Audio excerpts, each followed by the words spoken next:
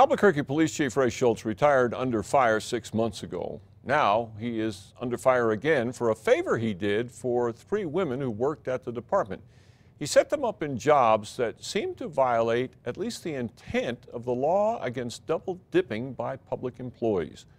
Tonight on Special Assignment, Katie Kim exposes how he was able to do it. Is it wrong what they're doing? Yes. It's always difficult to see someone find a way around the law through a loophole. So it looks bad. I think it does. After lengthy careers at the city of Albuquerque, Joanna Hammond, Diana Padilla, and Karen Fisher retired last year. Or did they? When the individual decides to retire, he's retired. Albuquerque Representative Bill Reams says that's the way retirement is supposed to work. But retirement for these 3 was different. Joanna Hammond was a project manager for the Albuquerque Police Department. After 19 years with the department's IT division, she retired Friday, May 31st. She enjoyed the life of leisure for an entire weekend. On Monday, Hammond was back at APD. What changed? Nothing much, except her pay. Now that she's, quote, retired, her pay went from $40 an hour to $86. Plus, she pockets a hefty pension worth more than $64,000 a year.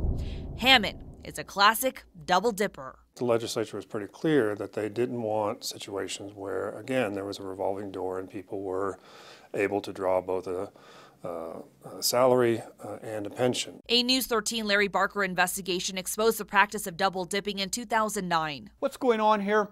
A year later, the legislature banned it. So if it's illegal, how did APD Executive Assistant Diana Padilla retire from her city job last August, only to return as an APD office assistant just weeks later?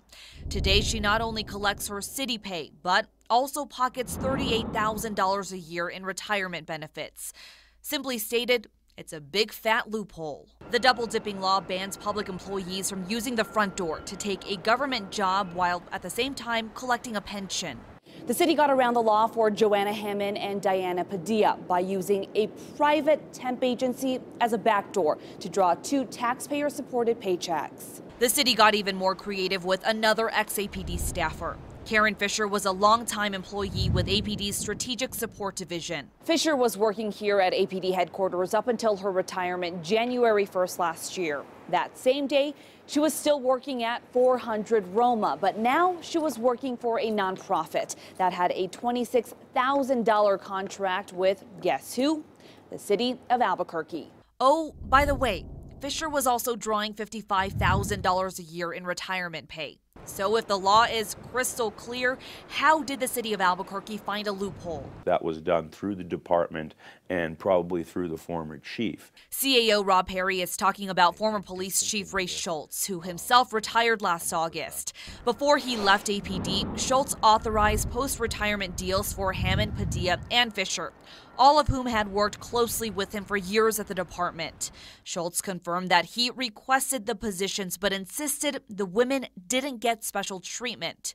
Perry initially signed off on the hires. The employees had very specialized, unique program knowledge of the projects they were working on. The arrangements don't violate the letter of the law. As for the spirit of the law, even Perry admits that's another question. I don't think that there's a very good paper trail, and it lends its subject to criticism. Current Police Chief Alan Banks ended Joanna Hammond's contract late last year because officials say it wasn't the best use of tax dollars. As for Karen Fisher, the contract she was working under also expired in December. Diana Padilla still works at APD processing records requests. Return to work should be stopped. So I do think it may be something that the legislature needs to take a look at again. The public is offended when they go ahead and find that you're allowing people to go to retire on Friday afternoon and come back to work on Monday. That's wrong. On special assignment, Katie Kim, KRQE News 13. We tried to reach the 3 women involved in this for comment. They have not responded.